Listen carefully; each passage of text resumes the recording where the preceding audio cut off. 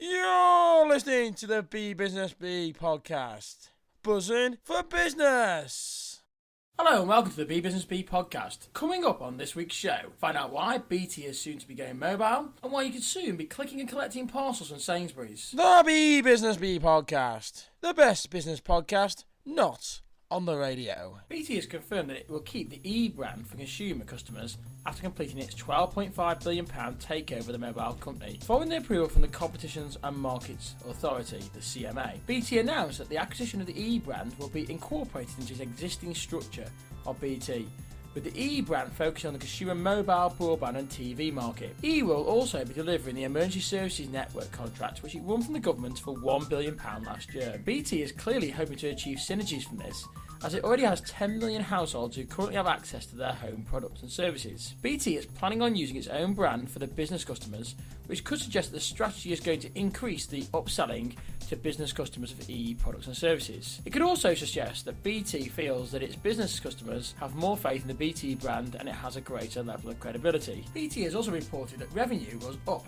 by 4.7% for the last quarter. This was BT's best performance for more than 7 years. In other news, Sainsbury's has made a £1.3 billion offer to take over the owner of Argos, the home retail group. This valued each share in the home retail group at 161.3 pence, or £1.61.3. The aim of this strategy is to future-proof Sainsbury's in this digital age. Sainsbury's is said to be interested in taking over the Argos business because Argos is meant to have an excellent distribution network that is established to allow it to compete with online rivals such as Amazon. Sainsbury's expects to be able to make synergy savings of £120 million each year by 2019 by moving some of the Argos stores into the supermarkets, enabling them to diversify into new markets and expand their product range and offer. They will also close down some Argos stores when the leases expire to reduce the chances of duplication. There will also be a chance to sell Sainsbury's clothing in Argos. Critics however question if the synergy savings can actually be achieved, suggesting that it could cost £140 million to make the changes in the first 3 years of any takeover. Others also question if Sainsbury's should be using management time on a takeover of another business when they are under pressure in their own core domestic market from the discounters such as Aldi and Lidl. Sainsbury's now has 3 weeks under takeover rules to make a firm offer or walk away from the deal. The Be Business Bee podcast. The best business podcast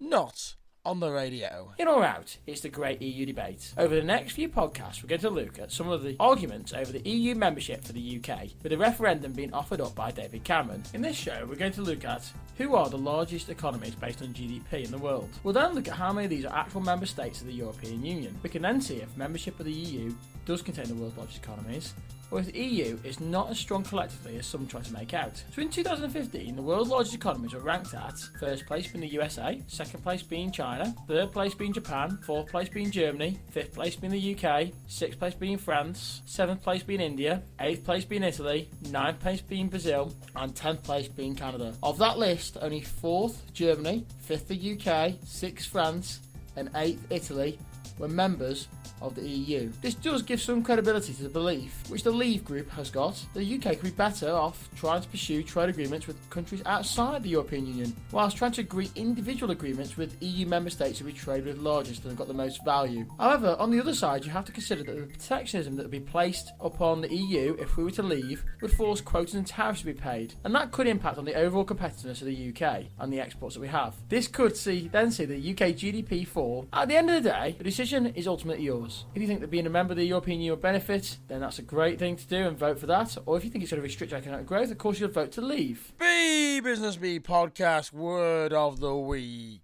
This week's word of the week is revenue. Revenue is all the money that comes into a business. Revenue is one of the most confused words in business. However, it's also the one term that we really should all understand the most. Sometimes revenue is disguised as using other terms such as turnover, sales, or sales revenue. However, the term actually means exactly the same, and it's just talking about all the money that's coming into a business. For example, if Be Business Bee sold umbrellas for £10 each, then it sold 5 umbrellas a day, and the revenue would be £50. Whereas just the same case, if it was to sell 20 umbrellas, then the revenue would be £200. This is simply all the money that should be in the till at the end of the day. Notice that revenue is not profit, as we've not taken away any form of cost at this stage. So a business increasing its revenue is a business increasing its sales, and naturally this should be one that's performing better.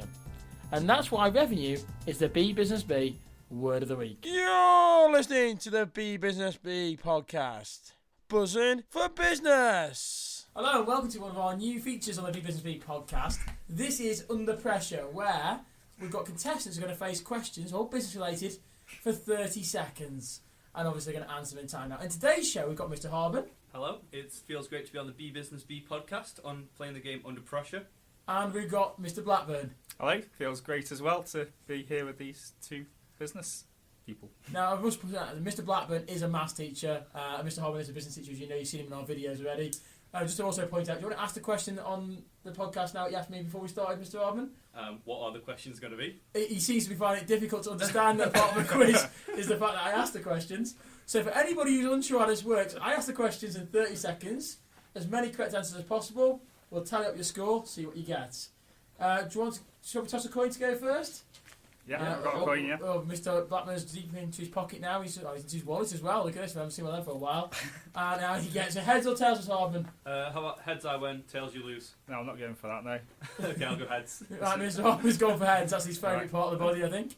And off we toss it, he flips it over, and we've got... It is heads. Do you want to go first or second? I'll let Mr. Blackburn go first. That means question set A or B? Okay. Question B. Question set B. Set B. Mr. Blackburn's gone for question set B. Right, Mr. Blackburn, what will happen is I'll give you the topic. You need to give me as many countries that you think will make this list. Countries. Yes, Right, I will okay. tick them off as we go along. Try to find a pen that works. That's always the hardest part here. Do I get points deducted for wrong answers? No, it's only correct answers. 30 seconds is what we're looking for on the timer. Okay. Make sure it's nice and clear for obviously people to play along at home as well. Feel free to shout out on the podcast while we're going. So, Mr. Blackburn, you will have 30 seconds to give me countries that make the top 20 in economic size by GDP, starting now. China, United States of America, Germany, United Kingdom, Russia, Brazil, India, perhaps. We go Spain, France, Italy, Holland, Belgium, maybe Ireland, Japan, Australia.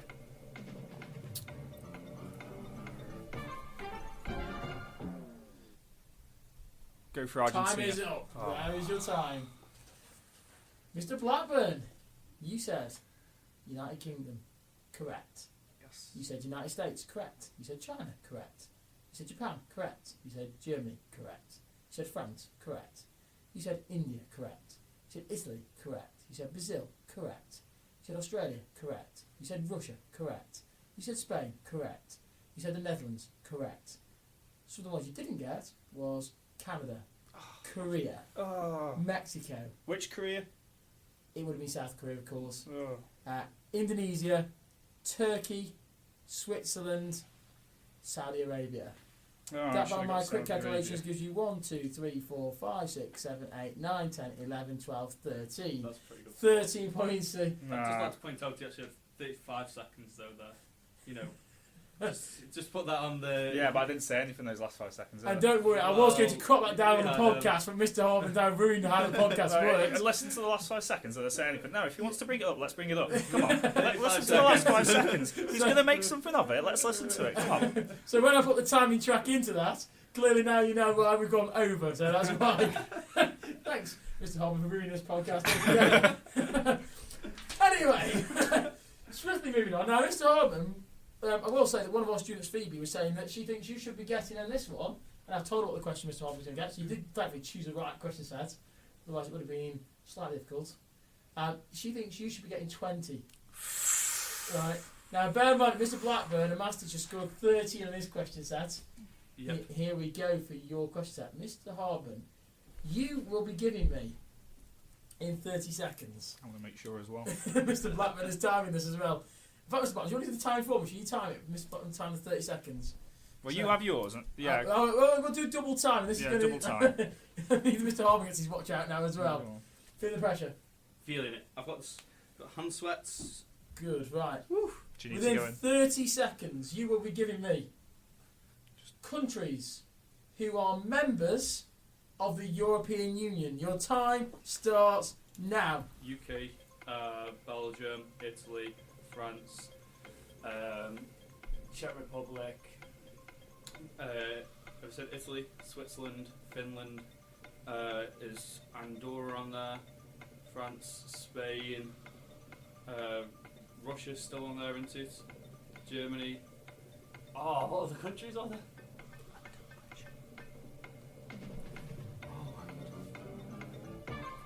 Belgium. Oh no! Time is Iceland. up. Time Oh my god, is that's up. terrible. Mr. Robbins, you did go through a big phase at first, which I was struggling to keep up with. So bear in mind, I may have got some of these or missed some of the ones you said out, but I can safely say Yeah. you didn't score 13. I can say, remember the target was 20. You said Belgium, that's correct. They joined in 1958, the European Union. Czech Republic, new sort of member, 2004, so correct, well done. You said France, over the waters, 1958, they joined. Yeah. You said Germany, which was 1958. You said Greece, financial difficulty, I said in your mind. 1981 they joined, just before I was born. Obviously, for being a young spring chicken that I am. Italy, 1958, another founding member. The Netherlands, 1958. The UK, 1973, when we had a referendum to join, and we've got a referendum coming up soon, as you know, to say we want to stay in the European Union. And we'll come back to that in a minute and get your thoughts on that, what you think about that. And the Spanish joined in 1986. You also said some other countries which were not members of the European Union. You said Switzerland chooses not to be a member of the European Union. Russia would like to be, but is not allowed in for political reasons. We've also got countries such as Albania, Montenegro, Serbia, the former Republic of Yugoslavia, Macedonia, I love that name, and Turkey, all wish to be members of the European Union but are not currently members. Mr. Owen, by my maths, that goes 1, 2, 3, 4, 5, 6, 7, 8. And that means that the victory today, and a big round of applause, goes to Mr. Blackburn. Thank you. Beaten by a maths teacher, how do you feel there? Oh, God. Standard, isn't I it? feel like I need to sack him. I'm going to work today. Tomorrow. It's not a good I day. wouldn't say that. The hive is going to be buzzing with excitement now. Out of interest, mate, your thoughts on the EU referendum? Do you think we should be made a member of the European Union or not, Mr. Harman? What's your thought? In a few words, by the way. We've got the podcast will be cut off soon. I think it's a tough decision, and there's loads of pros and cons to both sides. Talking to my friend, please. Sorry. I think some of obviously the pros are that we're not going to have to be, give so much aid and give so much money out. But then one of the cons are we're going to lose some of those lucrative deals we have with other countries such as France and even other countries when we're importing goods, etc. Fair enough. I was mentioning the podcast earlier. Mr. Blackburn, your thoughts on the referendum state? Well, I think it's a difficult decision, and it's not one that I think any of us are really clued up about, because we can't predict the future, can we? And we don't know what's going to happen if we come out. What's our trade going to be like? Are we going to be facing a lot more poverty in the UK than what was before because we're losing those trade deals? But I think if we can survive and get out of it, then I think it's more of the stiff upper lip kind of sentiment, isn't it? That we want to be by ourselves and want to be the underdog. You know what, I actually think that what you're saying there is very true. What I said in the podcast earlier, obviously, as you would have heard of the little feature about in or out we've been looking at, that there is no guarantees. And is it the uncertainty that's going to scare people? In some ways, should we take that risk and go on our own? We can always go back, can't we? Yeah. If will Britain leaving the European Union actually break up the European Union as we know it? Will it go back to being a common market where we all agree to trade with each other and not be ruled by the European Union? These are all questions that are going to be posed out there, and obviously things that we've got to think about. Just realised that I look like I'm a real radio presenter all of a sudden with my hand waving around in the studio, getting excited about this. What I should say is thanks to our two guests, Mr. Blackburn and Mr. Harbour, for joining us this week. Hopefully they'll be back next week to play another quiz. I think we can tempt you back with another quiz, can't we? I'll be back next week because it's all going to be buzzing for business. And I'll be back next week to make sure it's 2-0 to maths. And on that note, what I'll say is, thanks for joining me. Don't forget you can check out the website, bbusinessb.co.uk. Follow me on Twitter. What's the Twitter feed? At BBusinessB. And remember to check out the Facebook page and give it a like. It's facebook.com/bbusinessb. And don't forget to click that magical subscribe button down there on YouTube and subscribe so you get your weekly digest of B Business B podcast. Until next time, keep buzzing.